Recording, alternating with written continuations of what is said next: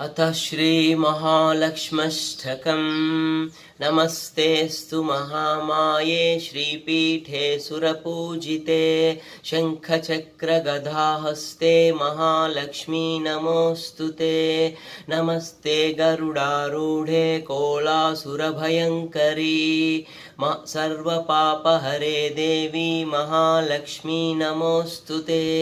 सर्वज्ञे सर्ववरदे सर्वदुष्टभयङ्करी सर्वदुःखहरे देवी महालक्ष्मी नमोऽस्तु ते। सिद्धिबुद्धिप्रदे देवी मुक्तिप्रदायिनी मन्त्रमूर्ते सदा देवी महालक्ष्मी नमोऽस्तु ते। आद्यन्तरहिते देवी आदिशक्ति महेश्वरी योगजे योगसम्भूते महालक्ष्मी नमोऽस्तु ते।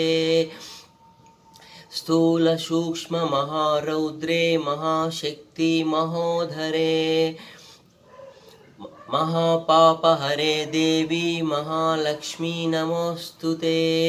पद्मासनस्थिते देवी परब्रह्मस्वरूपिणी परमेशि जगन्मातर्महालक्ष्मी नमोऽस्तु ते। श्वेताम्बरधरे देवी नानालङ्कारभूषिते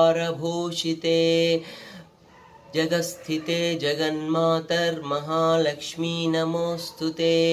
महालक्ष्म्यस्य कष्टोत्रं यः पठेर्भक्तिमान्तरं